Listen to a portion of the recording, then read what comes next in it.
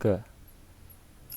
Selamat pagi semua, selamat datang di sosialisasi edukasi literasi digital KKN tematik RW 11 Demangan.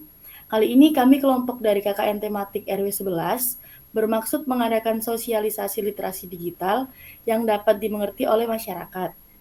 Nah, tujuan kami membuat sosialisasi ini adalah karena saat ini marak kejadian digital yang seperti informasi palsu yang beredar di internet, terlebih lagi dari sosial media.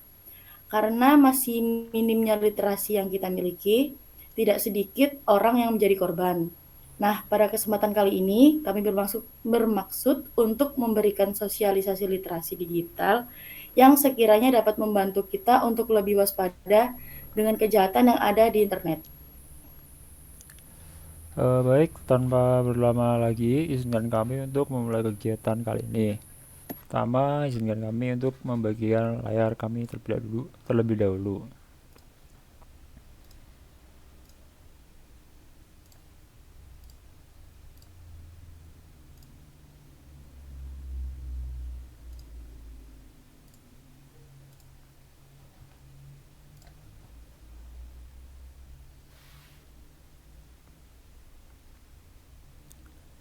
Apakah sudah terlihat? Sudah. Oke, sudah. Nah, jadi kembali lagi buat untuk semua yang saudara yang sedang menonton, selamat datang di sosialisasi literasi digital bagi masyarakat. Di sini kami sebagai mahasiswa dari KKN tematik RW 11 dari UKDW untuk RW 11 Kembangan ingin menyampaikan untuk sosialisasi tentang literasi digital. Nah, sebelumnya kita perlu tahu dulu apa itu tentang data pribadi. Nah, secara tidak kita sadari, terjadinya kejahatan yang ada di dunia digital itu ada karena ketidak bisanya kita untuk mengelola data pribadi kita. Jadi kita kayak misal seperti uh, kita menggunakan beberapa fitur yang ada di internet, cuman kita tidak bisa tentang gimana cara menyimpan data kita dan mengamankan data kita. Yang ada di pikiran kita tuh seperti yang penting kita bisa pakai fitur yang kita inginkan, tujuan kita tercapai, tapi kita tidak terlalu peduli dengan data pribadi kita. Nah, saat ini kita akan mulai dengan sebuah definisi terlebih dahulu. Supaya definisinya valid, di sini kami mengambil definisi data pribadi dari Peraturan Menteri Kominfo Nomor 20 Tahun 2016. Di sini dikatakan jika data pribadi adalah data perseorangan tertentu yang disimpan, dirawat, dan dijaga kebenaran serta dilindungi kerahasiaannya. Nah, kemudian ada juga dari sumber lain, yaitu dari Rancangan Undang-Undang Perlindungan Data Pribadi. Di sini juga dikatakan kalau data pribadi adalah data tentang orang perseorangan yang teridentifikasi atau dapat diidentifikasi secara tersendiri atau dikombinasi dengan informasi lainnya baik secara langsung maupun tidak langsung melalui sistem elektronik atau non elektronik. Jadi di situ dikatakan kalau informasi yang ada itu dari sistem elektronik dan non elektronik. Jadi kejahatan yang mengambil data pribadi kita itu bisa dari sumber yang ada di internet ataupun sumber yang non internet. Nah, sekarang tentang resiko yang ada pada data pribadi kita. Dari data pribadi kita itu bisa digunakan untuk diperjualbelikan, untuk digunakan untuk keperluan peminjaman, digunakan untuk penipuan jual beli, digunakan juga bisa untuk keperluan bisnis atau politik, dan bisa digunakan untuk target iklan atau marketing kredit atau asuransi. Nah, seringkali data yang bocor di internet atau yang ada di dunia kita sehari-hari, itu data kita dapat diperjualbelikan untuk beberapa kebutuhan lain. Misal data kita itu bisa digunakan untuk pendaftaran kartu kredit yang tanpa sepengetahuan kita. Kemudian data pribadi kita itu bisa digunakan untuk mengatasnamakan kita tanpa sepengetahuan kita sendiri, atau juga untuk keperluan bisnis atau politik yang bisa saja itu membawa ke hal yang negatif. Nah, contoh kasusnya di sini ada akun palsu. Akun palsu di sini kalau semisal data informasi kita itu bocor dengan terperinci eksplisit, target si pelaku tersebut dapat membuat akun palsu yang mengatasnamakan nama kita. Tidak hanya nama, mungkin bisa juga tanggal lahir, tempat, alamat, dan saudara-saudara terdekat kita juga akan terungkap pada akun tersebut gitu. Nah, kemudian juga ada pemerasan atau pengancaman. Ini juga kembali lagi di yang nomor satu tadi. Jika akun yang kita buat tadi itu misal seperti mengapa namanya? Misal kita bikin akun, kita buat akun, dan akun yang kita pakai itu punya relasi dengan saudara-saudara kita. Nah, kadang kasus yang terjadi itu adalah pemerasan atau pengancaman yang mengatasnamakan orang yang kenal dengan saudara kita gitu. Jadi karena kita tidak waspada, tidak terlalu mungkin saat itu kita panik dan juga ketakutan, jadi kita mudah untuk terjerumus pada kasus tersebut. Kemudian tidak kalah juga yaitu tentang penipuan investasi atau jual beli. Ini juga marak terjadi belakangan terakhir ini tentang investasi dan jual beli. Kemudian asusila dan pornografi ini juga banyak terjadi di kalangan artis beberapa waktu lalu yang mengatasnamakan kalau misal kasus yang ada ini mengatasnamakan tentang artis tersebut gitu. Juga pencemaran nama baik. Nah, sekarang untuk mencegah penyalahgunaan data, ada beberapa tahap yang bisa kita lakukan, seperti menggunakan prinsip kehati-hatian dalam mengirimkan data pribadi atau identitas ke sistem online atau internet. Tidak semua sistem memiliki keamanan yang memadai. Nah, mungkin kalau kita menggunakan sistem online, semisal belanja online, bisa dari Shopee atau Tokopedia begitu, mungkin kita dapat mencapai tujuan kita, yaitu belanja atau untuk kebutuhan lain. Cuman di dalam kita dapat mencapai tujuan kita itu, kita belum tahu gitu keamanannya gimana, dan gimana sih mereka bisa mengolah keamanan data mereka gitu. Jadi kita juga perlu waspada buat hal tersebut. Atau mungkin kalau kita mungkin di luar gitu dan kita tersambung dengan jaringan wifi, kan karena jaringan wifi tersebut juga tidak begitu kredibel, sumbernya nggak tahu dari mana, kita asal pakai gitu. Nah, waktu kita melakukan sesuatu transaksi atau mungkin kegiatan dengan jaringan tersebut, bisa saja pemilik dari jaringan tersebut dapat mengintai kita dari jaringan yang mereka miliki. Juga tidak mudah percaya dengan seseorang yang menyapa berkenalan melalui internet, email, atau media sosial. Nah, beberapa waktu lalu saya juga mendapat tentang sapaan secara langsung gitu dari media sosial. Dia menawarkan tentang kalau dia itu punya sebuah pekerjaan begitu. Nah, cuman karena dia berkenalan dengan seperti kayak, halo, mau ikut tentang kerjaan ini enggak gitu. Nah, karena dia itu langsung nyapa dan nggak perkenalan diri, nggak ngapa-ngapain sebelum sampai ke topik utamanya. Jadi saya harus tolak itu karena ya gak jelas gitu kan. Tiba-tiba nanya siapa, terus langsung tanya tentang topik itu. Jadi kalau misal ada orang-orang yang langsung nyapa, terus langsung topik, gak ada basa-basi, gak ada perkenalan gitu, mending lebih baik tolak saja. Karena kita nggak tahu orang itu siapa gitu.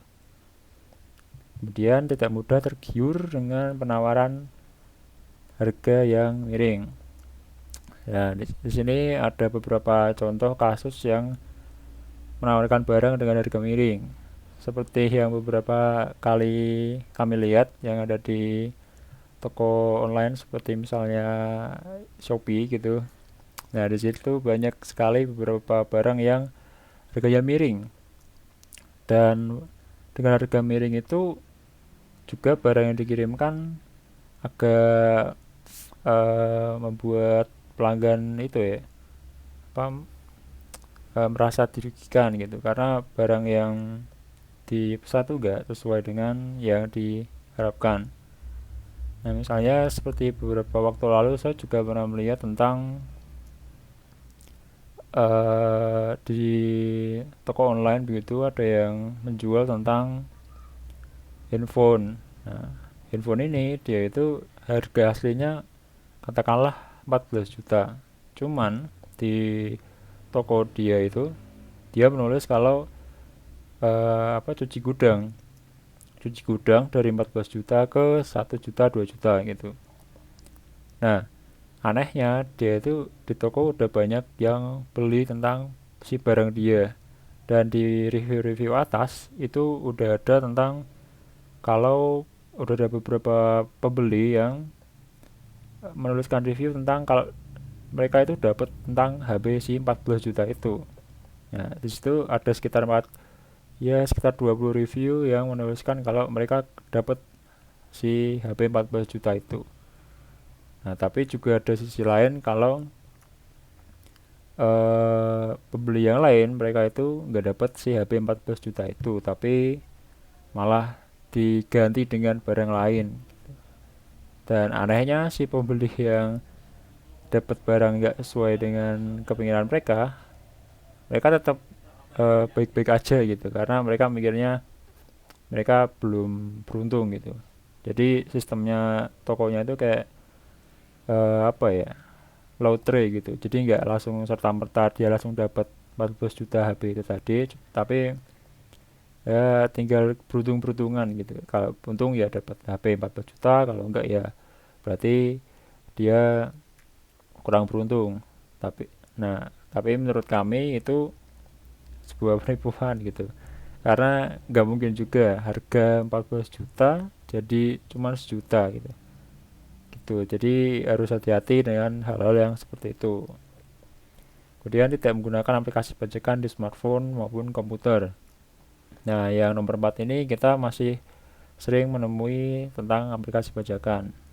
Kalau di smartphone, misal kita menggunakan aplikasi yang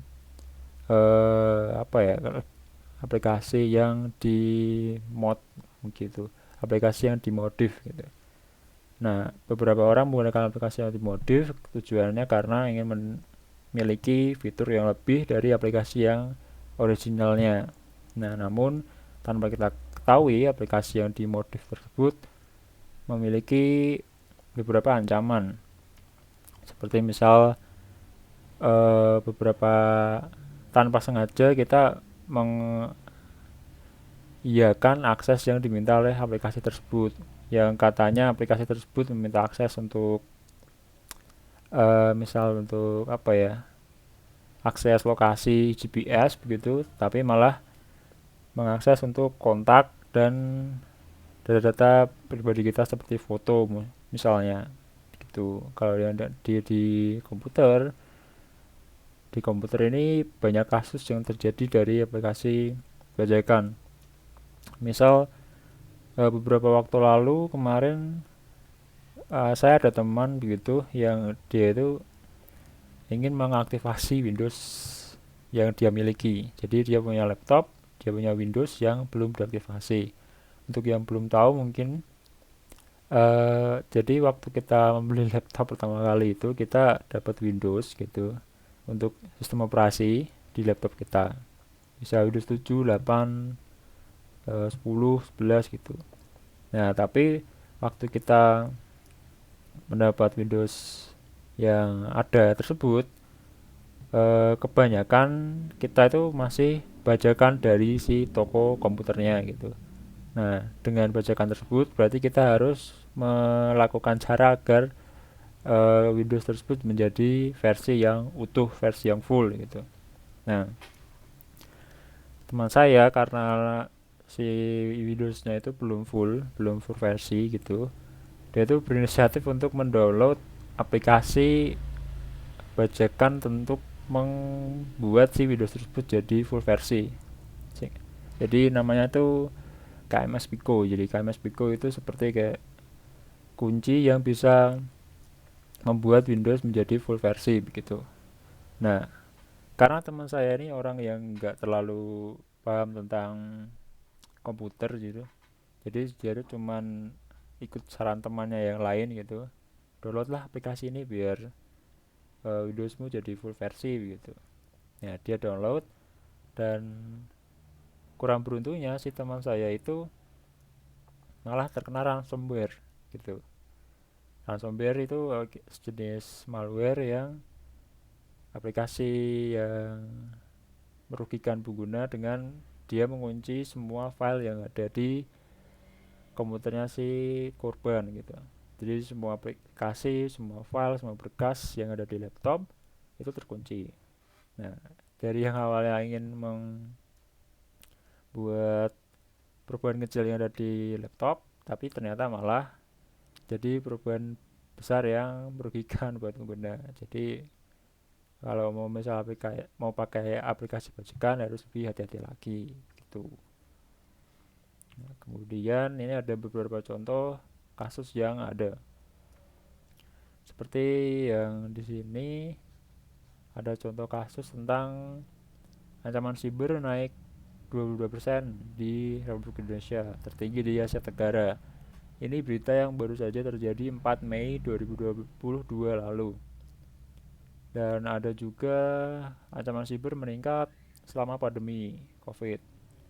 Ini 2020, waktu awal pandemi. Ada juga ada 11 juta serangan siber ke Indonesia. Ini baru tanggal 26 April 2022. Ada juga Asia jadi target serangan siber terbanyak di kuartal ketiga 2022. Dan ini baru aja tanggal 2 Desember 2022, dari beberapa waktu lalu. Kalau dari berita yang kita lihat di sini Asia Tenggara, jadi ada Indonesia juga berarti. Di sini ada beberapa serangan siber yang mulai meningkat gitu. Karena ya sekarang orang-orang mulai banyak pakai internet, mulai banyak menggunakan internet begitu. Tapi mereka belum tahu tentang apa sih bahaya dari menggunakan internet tanpa kita nggak tahu gimana cara simpan data kita agar aman gitu. Selanjutnya, mengapa perlu keamanan data digital? Kita perlu keamanan data digital karena keamanan kejahatan cyber digital berkembang pesat.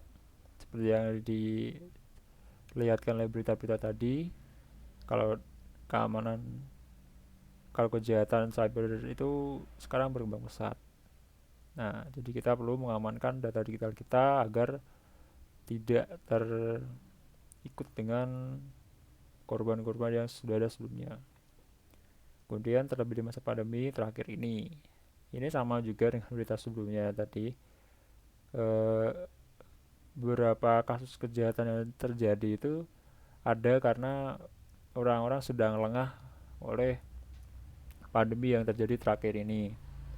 Jadi orang-orang lebih fokus untuk bergumul dengan corona tanpa mereka sadari waktu mereka menggunakan internet untuk aplikasi untuk keseharian mereka di rumah gitu, WFH, mereka terancam dengan kejahatan siber gitu. Nah, sekarang untuk jenis kejahatan siber di sini ada dua, computer crime dan computer related crime. Untuk yang computer crime di sini adalah kejahatan siber yang menggunakan komputer sebagai alat utama. Nah, bentuk kejahatannya adalah bisa berupa 5 yang ada di sini, yaitu peretasan sistem elektronik atau hacking, intersepsi ilegal, pengubahan tampilan situs website, gangguan sistem, manipulasi data. Nah, di sini adalah bentuk kejahatan siber yang menggunakan komputer sebagai alat utama. Jadi komputer yang kita pakai, laptop gitu, itu digunakan untuk eh, bentuk kejahatannya gitu.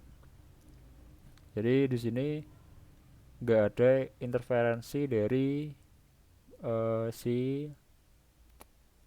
orang pelaku gitu, nggak ada campur tangan dari pelaku. Jadi benar-benar cuman komputer yang bekerja untuk si kejahatan tersebut. Misalnya kalau untuk manipulasi data gitu, kita punya tabungan katakanlah 100 juta. Nah, karena dia bisa manipulasi data, dari 100 juta itu cuman bisa jadi 1 juta gitu. Bisa juga kalau pengubahan tampilan situs website. Nah, karena kita pakai komputer, jadi kita bisa ngubah buat tampilan website yang dari situs-situs resmi gitu. Kalau di kasus beberapa waktu lalu yang terjadi, ada beberapa situs resmi yang diubah tampilannya oleh beberapa hacker. Alasannya, alasan pengubahan tersebut ya mungkin karena ada isu-isu politik dan ada beberapa hal yang memicu untuk kasus tersebut bisa terjadi gitu. Jadi ini adalah kejahatan yang menggunakan komputer sebagai alat utama. Masih ada manusia, cuman di sini fokusnya ke komputer sebagai alat utama. Nah, sekarang komputer related crime. Di sini adalah kejahatan siber yang menggunakan komputer sebagai alat bantu. Nah, bentuknya di sini adalah ada pornografi, perjudian, pencemaran nama baik, pemerasan online, penipuan online, ujaran kebencian, pengancaman, akses ilegal, dan pencurian data. Nah, kalau yang di sebelah sini itu menggunakan komputer sebagai alat bantu. Jadi di sini komputer cuma berperan sebagai pembantu gitu, nggak tidak apa komputer tidak benar-benar menjadi peran utama, tapi cuma sebagai pembantu. Misalnya untuk misal pencemaran nama baik. Nah, untuk pencemaran nama baik di sini komputer bukan berlaku sebagai hal teknis untuk mencemarkan nama baik seseorang. Cuman di sini komputer akan berperan sebagai alat bantu untuk bagaimana si pelaku tersebut bisa mencemarkan nama baik seseorang. Nah, dari pencemaran nama baik itu si pelaku bisa menyebarkan berita-berita buruk tentang nama baik seseorang lebih cepat kalau pakai komputer gitu. Jadi komputernya cuma sebagai pembantu untuk menjalankan aksi kejahatan si pelaku gitu, bukan sebagai alat utama. Nah, sekarang ada identity theft. Ini adalah kejahatan dengan aksi pencurian identitas. Pelaku menggunakan teknik peretasan pada website korban, mengakses server, website, atau toko online untuk mendapatkan informasi pribadi yang tersimpan, menggunakan situs palsu atau phishing, dan juga membuat sayembara online dengan iming-iming hadiah. Nah, ini adalah beberapa pencurian data pribadi yang menggunakan hal-hal yang sudah saya sebutkan sebelumnya. Di sini ada website untuk mencuri data pribadi pengguna yang menggunakan iming-iming hadiah. Di sini bisa dilihat di pojok kanan atas. Di sini ada website palsu begitu yang mengiming-imingkan hadiah. Nah, tapi di dalamnya di sini kalau kita ikut-ikutin lagi, nanti pada akhirnya kita disuruh masukkan data pribadi kita yang itu sebenarnya gak ada hubungannya kalau dengan data hadiah hadiah pemenang begitu. Nah, ada juga beberapa waktu lalu ada kasus untuk daftar prakerja yang hoax. Jadi kemarin sempat tersebar beberapa link di WhatsApp tentang informasi pendaftaran kartu prakerja.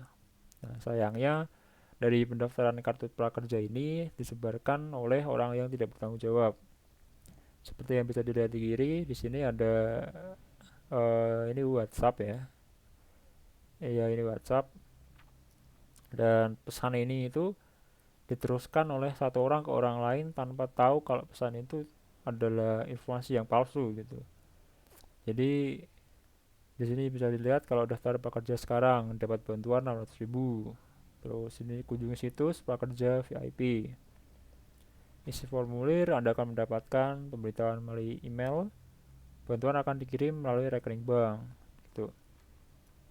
Jadi pastikan dulu kalau misal ada saudara atau teman kerabat gitu yang mengirim informasi penting dari sosial media, eh, kiranya kita harus mengecek dulu apakah informasi itu benar atau enggak. Nah, cara ngeceknya kita bisa lihat apakah website yang kita akses tadi, si misal prakerja VIP ini websitenya rapi gitu. Nah, beberapa penipuan yang terjadi itu mereka menggunakan website yang tampilannya berantakan gitu. Misalnya kalau di Shopee ini, ya kita pikir saja kalau apa iya Shopee yang perusahaan besar menggunakan tampilan website yang bentuknya berantakan seperti ini gitu. Jadi kan beda jauh. Ada lagi ini juga Bank BRI. Apa iya sekelas Bank BRI menggunakan tampilan yang seperti ini kalau untuk pengguna gitu kan. Ini masalahnya tentang pengguna loh. Jadi nasabah. Masa nasabah dikasih website yang berantakan kayak gini gitu. Ini aja nggak rapi. Yang kiri lebih besar, lebih longgar gitu. Ini sebelah kiri daripada yang kanan. Jadi kita harus lihat-lihat dulu kalau websitenya tuh asli atau enggak. Bisa juga kita tanyakan ke orang customer service dari si pihak terkait, misal prakerja gitu. Kalau misal dibuka di prakerja website yang asli gitu di websitenya, mungkin akan diberikan pilihan tentang customer service gitu. Jadi kita bisa tanya kalau apakah ini tuh asli atau enggak gitu. Gitu. Nah, sekarang ada carding. Di sini adalah kejahatan yang menggunakan pembobolan kartu kredit. Pelaku biasanya menggunakan phishing, email atau web, memasang malware di toko online, membeli informasi dari di web. Di web itu kayak internet, seperti internet. Cuman di web itu terjadi hal-hal yang nggak kita ketahui seperti kita pakai internet seperti biasa gitu. Jadi di sana itu ada beberapa kegiatan yang sifatnya ilegal, cuman dari sana itu kegiatan tersebut tetap jalan gitu karena dari kegiatan tersebut untuk melacaknya juga susah gitu karena transaksinya juga menggunakan cryptocurrency gitu, uang kripto, uang digital gitu. Jadi kalau uang digital itu susah untuk dilacak gitu. Nah, dampak kerugian pada pemilik kartu, merchant toko atau bank penerbit kartu. Nah, di sini ada beberapa masalah dan contoh kasus dari carding. Jadi pada dasarnya carding itu eh, si pelaku, si penjahat, dia itu bisa mengcopy, menyalin data ATM kita, data kartu kredit kita dengan cuman apa ya? Dengan cuman seperti kayak kita masukin PIN biasa, kita ambil uang biasa begitu. Nah, tapi kalau kita udah selesai gitu, sudah selesai ambil uang, keperluan-keperluan kita gitu, waktu kita selesai, si pelaku itu bisa tahu tentang data-data yang ada di kartu kredit kita, kartu ATM kita. Jadi setelah kita selesai, si pelaku itu bisa menyalin dan membuat ulang si kartu kredit yang kita miliki. Nah, pertanyaannya sekarang, kalau di kartu kredit atau di ATM kan pasti ada PIN begitu. Nah, mungkin kartu kredit udah jadi gitu, tapi kan masih ada tentang PIN keamanan gitu. Biasanya kalau kita ambil ATM kan pasti ada PIN gitu di awal-awal. Nah, di si pelaku ini juga pinter gitu. Jadi kalau di awal gini kan dia punya nalat yang ditempel di mulut si ATM gitu. Jadi ini kan yang asli, terus si pelaku seperti menutup gitu. Jadi kayak dilapisin yang dari punya si pelaku. Nah, ini buat tempat mengsalin data-data yang ada di ATM gitu. Nah, di bagian alat ini namanya skimmer ya, namanya skimmer buat skimming data gitu. Nah, di alat skimmer ini dia itu ada kamera kecil buat melihat gerak-gerik dari tangan pengguna. Jadi kalau misalnya kita masukin data, masukin nomor itu bisa terdeteksi gitu. Jadi kartu salinannya juga dapat, kartu ATM dapat, dan juga pinnya juga dapat gitu. Nah, kalau udah, nanti si pelaku bakal membuat si ATM ulang, dan kalau udah jadi ya tinggal ngambil uang kayak seperti kita biasanya gitu. Karena udah tahu pin, udah punya ATM juga, kartu ATM juga. Nah, ini sekarang adalah bentuknya, bentuk aslinya. Nah, di sini bisa dilihat kalau ini adalah mulut si ATM yang biasanya kalau kita masukin kartu gitu.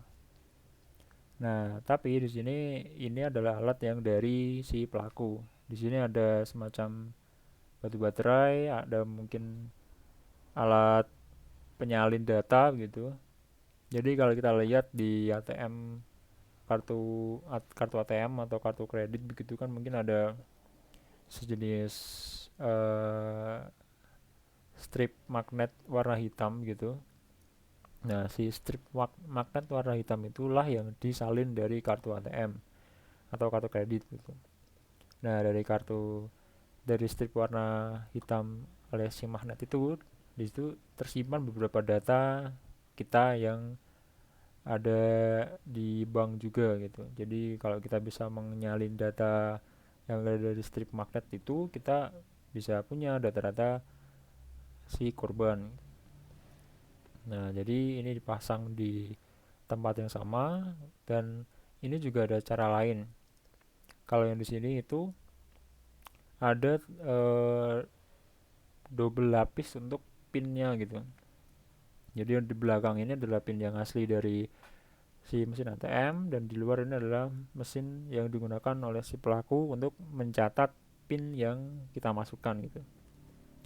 Nah, ada juga yang di sini untuk kamera di sini. Jadi kan ini untuk memasukkan pin. Nah, di atasnya ini dia tuh ada kamera untuk merekam eh, pola gestur tangan kita untuk memasukkan si pin yang kita punya. Kalau di pojok kanan atas ini adalah alat-alat yang digunakan untuk melakukan carding gitu. Di sini ada alat untuk menyalin data gitu. Nah, kalau yang ini bentuknya yang besar gitu. Yang kali ini bentuknya yang kecil.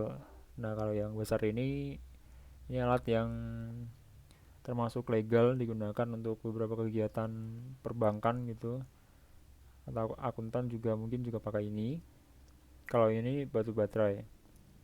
Jadi dengan batu baterai ini, si penyalin ini dia tuh bisa bertahan sampai ya kurang lebih 12 jam.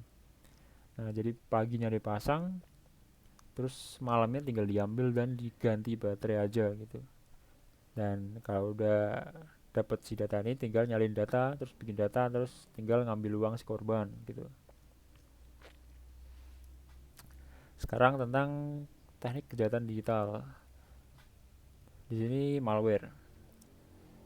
Jadi malware itu adalah sistem yang didesain agar bekerja tanpa izin sehingga tidak diketahui oleh user. Dapat berubah atau merusak data, dapat mengoperasikan perangkat keras tanpa otorisasi, dapat mengambil alih proses yang dilakukan web browser maupun sistem, dan juga dapat mencari informasi-informasi penting dari pengguna. Nah, jenis malware di sini ada virus yang biasa kita temui kalau di handphone atau di laptop gitu, di komputer. Ada worm. Worm ini cacing, jadi bahasa Inggris dari cacing. Dari si cacing ini dia tuh bakal ada di perangkat handphone atau maupun komputer. Nah, si cacing ini dia itu bisa eh apa ya apa istilahnya itu kalau di bahasa Indonesia, mengoperasikan si perangkat yang dia diami gitu. Nah, kalau spyware ini alat yang digunakan untuk memata-matai atau mengamati sesuatu kegiatan gitu. Kalau keylogger di sini adalah malware yang digunakan untuk mencatat inputan dari pengguna, misalnya dari inputan keyboard pengguna. Jadi kalau misal kita masukin email kan pasti kita juga masukin tentang password gitu kan. Nah, kalau masukin password bisa ke rekam itu passwordnya dengan keylogger. Cara kerjanya ya si aplikasinya bakal mencatat inputan yang sudah dimasukkan pengguna dari keyboard gitu. Nah, kalau rootkit ini adalah alat yang digunakan untuk melakukan penyadapan atau hacking gitu. Nah, kalau mobile malware ini juga ya bentuknya virus gitu. Kalau ransomware ini aplikasi yang mengunci aplikasi file-file atau berkas yang ada di perangkat kita gitu. Jadi kalau ransomware ini modelnya mengunci aplikasi, dan kalau mau aplikasinya dibuka harus bayar dulu ke si pelaku gitu. Nah, penipuan online sering disebut online scam. Jadi online scam itu merupakan aksi siber yang bertujuan untuk menipu yang bisa terjadi di macam-macam platform. Umumnya di marketplace atau sosial media, tidak jarang juga dari email. Contohnya itu love scam. Nah, love scam itu apa? Nanti dijelaskan di slide berikutnya. Pelaku online juga bisa berupa website toko online palsu, perusahaan investasi yang menjanjikan keuntungan besar dalam waktu cepat, bahkan online scam juga bisa terjadi di lingkungan negara hingga internasional. Nah, di sini ada beberapa contoh kasus penipuan online.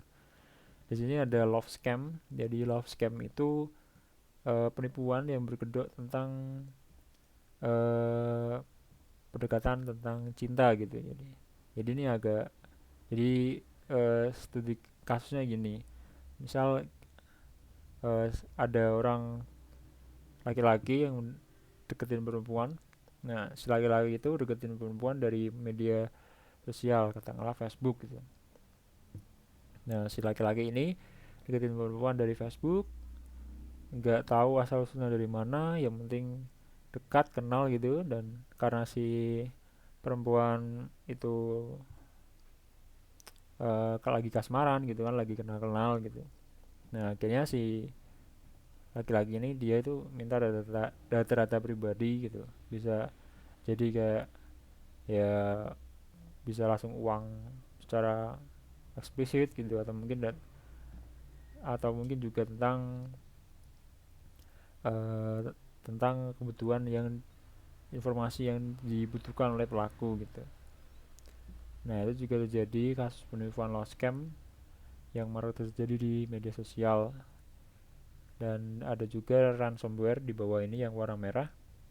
Jadi di sini ada aplikasi yang mengunci file yang kita miliki. Dan di sini ada instruksi yang harus dilakukan oleh pengguna kalau ingin filenya dibuka kembali.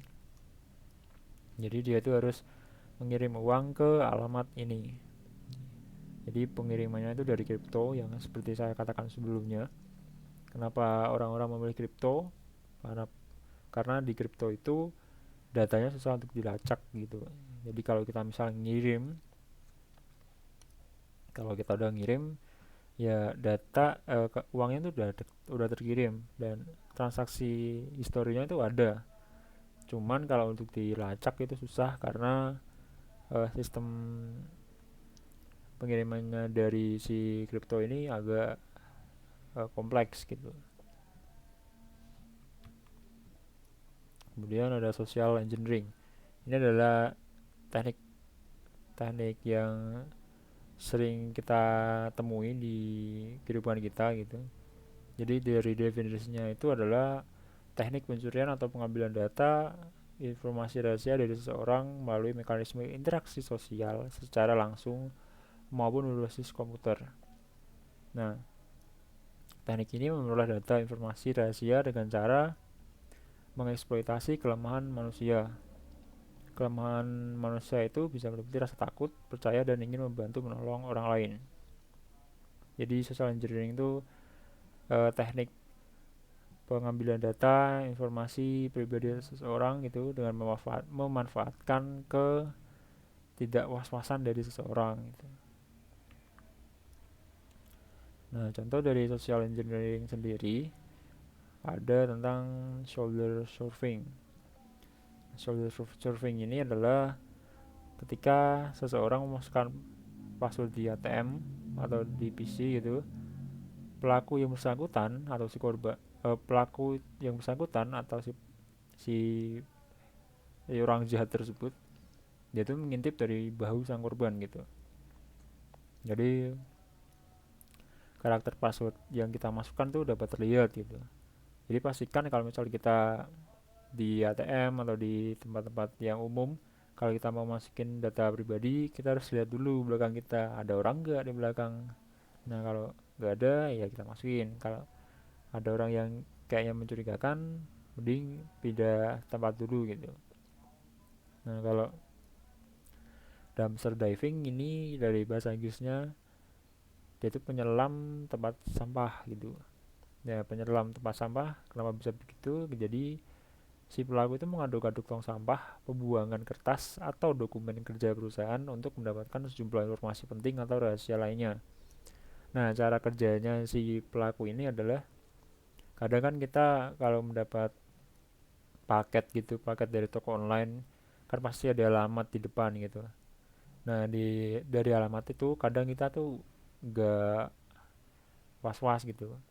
Jadi kita tinggal asal buang gitu dan alamat kita tuh masih ada gitu. Dan di alamat itu kan pasti juga ada nomor telepon kita. Nah, kadang dari hal-hal yang seperti itu bisa juga diambil sama orang-orang yang jahat tersebut gitu. Kalau di perusahaan misal tentang bisa aja tentang kayak surat-surat yang resmi gitu. Surat-surat resmi kita cuman kadang kan kalau di perusahaan cuman suratnya yang bentuk masih bagus gitu tinggal asal dibuang ke tempat sampah nggak di lecek-lecekin gitu atau enggak di sobek-sobek dulu gitu kan kadang cuma langsung dibuang gitu. Nah dari kertas yang masih bagus itu kadang orang-orang yang jahat atau si pelaku ini mengambil data yang ada di tempat sampah tersebut. Ada juga yang nomor 3 menyamar office boy untuk dapat masuk bekerja di kantor manajemen atau pimpinan puncak perusahaan guna mencari informasi rahasia. Ada juga targeting. Nah ini targeting kalau di bahasa Indonesia itu adalah mengikuti ekor gitu. Jadi ikut masuk ke dalam ruangan melalui pintu keamanan dengan cara mengutip individu atau mereka yang memiliki akses legal. Katakanlah kita mau masuk ke ruangan sesuatu gitu. Nah, untuk masuk ke ruangan sesuatu itu kita perlu ID card. Nah, kita perlu ID card. Nah, karena kita orangnya baik gitu, orangnya punya kelemahan yang seperti dijelaskan sebelumnya. Kita orangnya baik, kita ngebukain pintu nih. Nahan pintu buat orang yang ada di belakang kita. Kayak, ya mari mas gitu, mari mbak gitu. Padahal orang itu nggak punya akses untuk masuk ke dalam gitu. Nah, jadi pastikan kalau kita mau masuk ke ruangan Kalau udah masuk langsung tutup. Kalau misal itu di belakang ada orang, ya udah tutup aja, kan mereka juga bisa masuk pakai ID card mereka gitu. Nah, yang kelima, mengatakan secara meyakinkan bahwa yang bersangkutan terlupa membawa ID card yang berfungsi sebagai kunci akses sehingga diberikan bantuan oleh satpam. Ini bentuk social engineering yang mungkin bisa jadi di beberapa tempat gitu. Karena yang namanya juga satpam, kayak dia cuman mengamankan tempat tersebut, dan dia tuh nggak tahu kalau si pelaku itu beneran kerja di tempat itu enggak gitu, kan tugasnya cuman buat mengamankan suatu tempat aja gitu, nggak ngafalin semua orang yang ada di tempat kerja tersebut gitu. Nah, ini adalah contoh social engineering yang banyak terjadi gitu. Si penjahat itu bisa menyamar sebagai pegawai atau karyawan sah yang merepresentasikan suatu bank. Emailnya tuh berbunyi seperti ini. Misal pelanggan yang terhormat, sehubungan dengan dilakukannya upgrade sistem, bla bla bla bla bla. Pokoknya ada perbaikan sistem, dan si korban ini diminta untuk memasukkan beberapa informasi seperti nomor rekening, username, dan password. Nah, di sini ada alibi agar aman, lakukanlah dengan cara reply elektronik email ini gitu. Dan di sini atas namanya si manajemen teknologi informasi. Nah, tanpa kita ketahui karena kita panik begitu kan, kita langsung aja memberikan informasi yang diminta gitu. Padahal kita nggak tahu itu orang beneran si manajer teknologi informasi enggak gitu, dari bank yang itu enggak gitu. Karena email-email yang biasanya masuk ini juga tanpa pengetahuan kita langsung masuk gitu. Jadi harus hati-hati kalau dapat email yang mengatasnamakan orang, harus dicek dulu ke customer service, ini bener gak mbak, ini bener dari bank ini enggak gitu, sebelum kita memasukkan informasi pribadi kita. Nah, ini contohnya. Di sini ada penipuan tentang Facebook. Jadi di sini ada pemberitahuan dari Facebook kalau si akun dari pengguna itu eh, ada yang error gitu. Nah, terus si Facebook palsu ini dia minta data pengguna untuk login ke Facebook yang dia miliki gitu. Karena kita nggak tahu kan, karena tampilannya juga mirip, jadi kita asal sign in langsung masukin email, masukin password gitu. Akhirnya si pelaku juga punya data informasi login untuk Facebook kita gitu kan. Kemudian untuk yang sahabat mandiri yang budiman, di sini ada suatu bank mandiri gitu, satu bank yang ada di Indonesia. Di sini ada link yang disertakan gitu kan. Kalau misal ada email yang aneh gitu, yang kesannya terburu-buru, kayak mengatasnamakan orang, kita nggak melakukan apa-apa tapi kok ada yang aneh gitu kan, nah berarti ini harus dicurigai gitu. Kalau ada email seperti ini lebih baik jangan diklik dulu, tapi dikonfirmasi ke pihak si bank mandirinya, ini bener gak gitu. Oke, ini ada juga dari SMS gitu kan, yang sering kita juga jumpai gitu.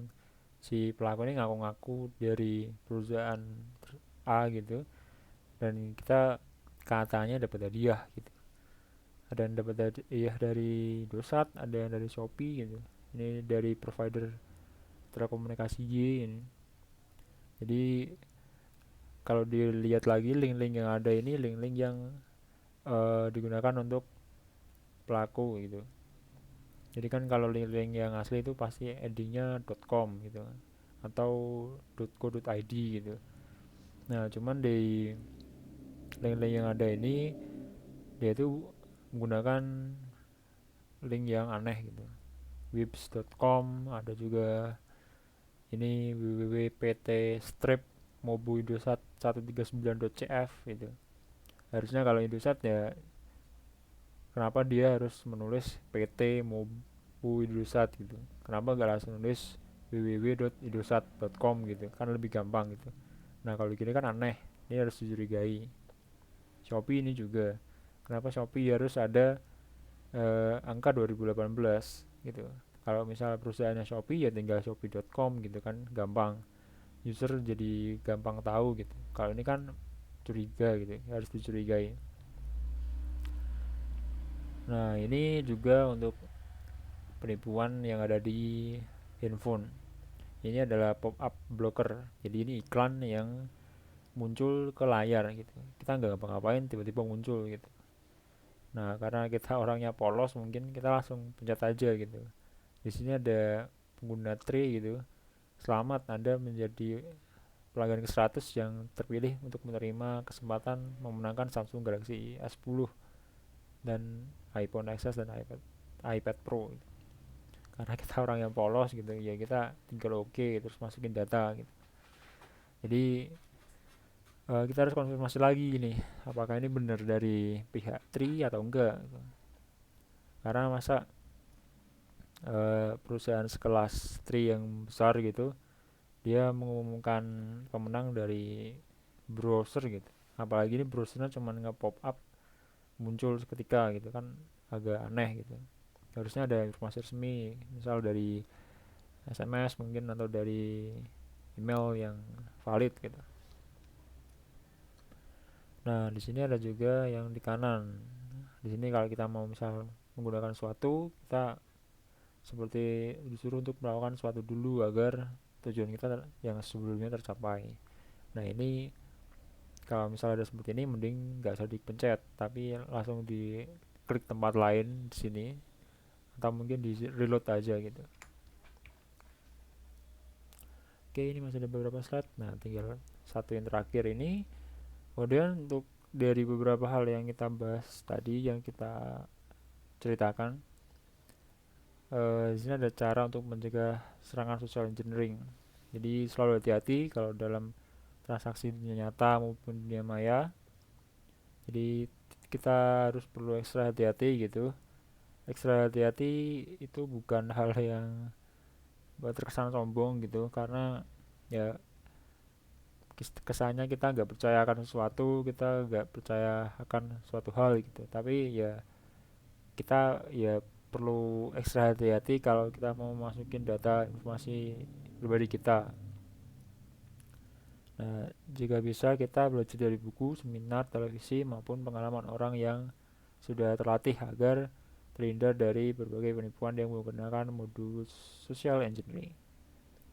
Pelatihan dan sosialisasi dari perusahaan dan ke karyawan dan unit-unit yang terkait mengenai pentingnya mengelola keamanan informasi melalui berbagai cara dan kiatnya. Memasukkan unsur-unsur keamanan informasi dalam standar prosedur operasional sehari-hari, misalnya memastikan tidak ada data sensitif yang ada di atas meja. Kalau nomor 4 ini mungkin sering dilakukan oleh beberapa orang gitu. Kalau misal di tempat kerja, di meja kita itu mungkin ada data-data pribadi gitu. Misal kayak kita habis selesai pakai KTP untuk ngurus sesuatu, kita tinggalin aja di atas meja gitu. Atau juga kadang orang-orang naruh beberapa password yang digunakan di kerjaannya si dia, dan dia tuh cuma ditempelin di beberapa tempat di meja gitu. Jadi kan itu agak resiko gitu. Jadi perlu diamankan lagi gitu. Nah, mungkin sekian yang bisa kami sampaikan. Mungkin informasi yang bisa kami sampaikan ini tidak sempurna karena keterbatasan pengetahuan kami juga.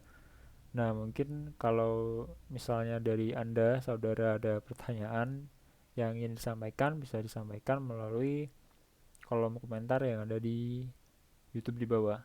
Jadi, setelah ini kami akan mengunggah video rekaman ini ke YouTube KKN tematik RW 11 UKDW. Jadi, kalau misalnya ada pertanyaan, bisa bisa ditulis di kolom komentar. Nah, jadi sekian dari kelompok kami. Apabila ada kekurangan, kami mohon maaf. Dan semoga apa yang kami sampaikan bisa menjadi pelajaran baru buat Anda dan saudara. Dan begitu saja dari kami. Terima kasih.